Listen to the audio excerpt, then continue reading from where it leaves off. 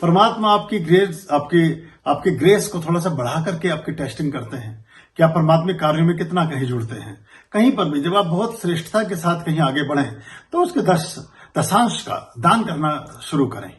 जो भी शुद्ध आय है, ऐसा मान के चलें कि आपकी शुद्ध आय 100 रुपये है, तो 100 रुपये में से 10 रुपया किसी श्रेष्ठ कार्य में, परमात्मा के कार्य में, कहीं पर भी कोई हमें भेजने की जरूरत नहीं है।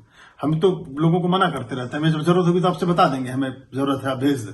तो लेकिन कहीं पर भी उसको किसी श्रेष्ठ कार्य में लगाएंगे तो उसकी गुणवत्ता और अधिक बढ़ती जाती है। ऐसा समझे कि परमात्मा ने सोचा कि ये व्यक्ति 10,000 रुपये महीना का आदमी है और उस आदमी ने कुछ अच्छे करते शुरू किए, उन्होंने उसको 20 कर दिया।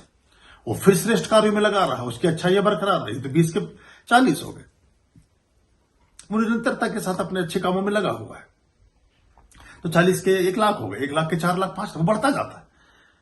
परमात्मा कहता है ये सुपात्र है, ये अच्छा व्यक्ति है, ये अच्छाइयों का विस्तार कर रहा है, ये परमात्मा से जुड़ी हुई चीजों को आगे बढ़ा रहा है, तो मैं इसको आगे बढ़ाऊंगा। और जहां आप संकुचित होते हैं, सिमटते हैं, सुकुड़ते हैं, वहां फिर चीजें परेशानियों की ओर जाती हैं। जीसस क्राइस्ट अपने बहुत से वचनों में कहते थे अपने शिष्यों के साथ कि कृपण का, जो बहुत कंजूस है, जो बहुत माइजर है, जो बहुत ज्यादा धन को संचित करने वाला है, उसको एकत्रित करके ही रखता है और उसको किसी भी शुभ कार्य में नहीं लगाता, उसके धन क्षरित हो जाते हैं। उसका प्रवेश परमात्मा के राज्य में निषिद्ध है, वो वहां जा ना सकेगा कभी। तो इसलिए कहा गया। तो उदारता, लक्ष्मी उदारता से बढ़ती है, सदाशयता से बढ़ती है। आपके पास 1 रुपया है, वो 1 रुपया मुझे देते हैं, मैं 1 रुपये की टॉफी खरीदता हूं, टॉफी वाला उससे 1 रुपये का रबर बैंड खरीदता है, रबर बैंड वाला उससे 1 रुपये का चिप्स खरीदता है, कोई चिप्स वाला उससे मूली गाजर सब्जी। वो 1 रुपये का सिक्का जब 50,000 लोगों के हाथ से होकर के गुजरता है तो 50,000 रुपए की चीजें खरीदवा देता है।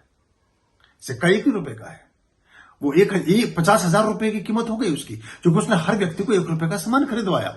और जब उसे एक सिक्के को उठाकर के तिजोरी में बंद करके रख देते हैं तो उसकी कीमत 1 रुपया भी नहीं रह जाती।